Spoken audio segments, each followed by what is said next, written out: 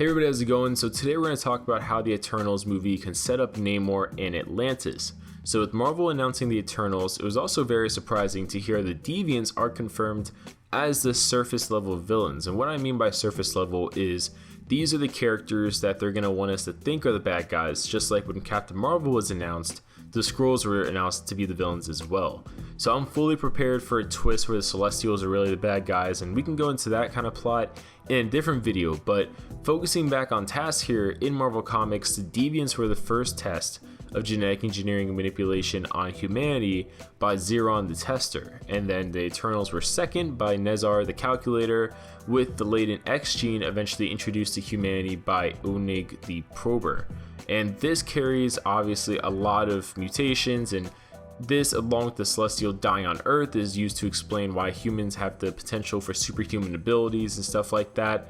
But out of all of them, the Deviants carried the most extensive mutations and the most rapid mutations, and this became the inspirations for stories involving ogres and other ugly humanoid creatures, at least for cultures on Earth.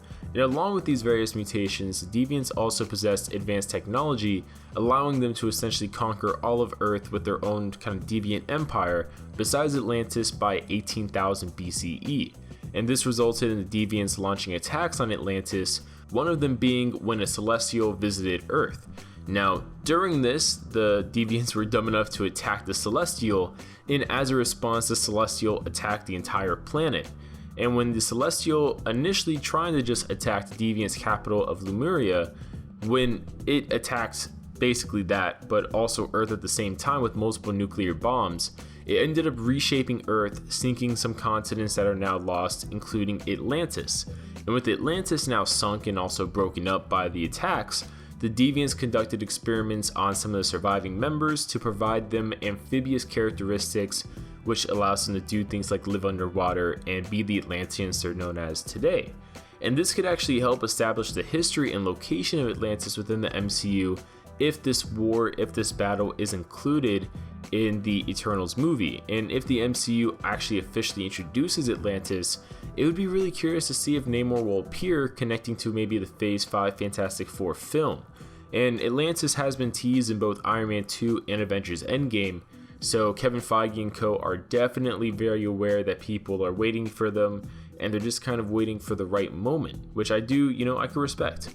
Now, if they combine Namor with the 616 and Ultimate Universe versions, we could get a version of Namor that appears in the Eternals movie, maybe as like an Atlantean warrior king, something like that, battling the Deviants, but later he's entombed or in a hibernative-like state until he's awoken in the modern era, maybe by the Fantastic Four, maybe by a world government, who knows? But there's a lot of potential there.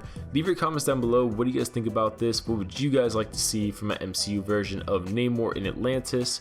Let us know your guys' thoughts, and we'll see you guys later.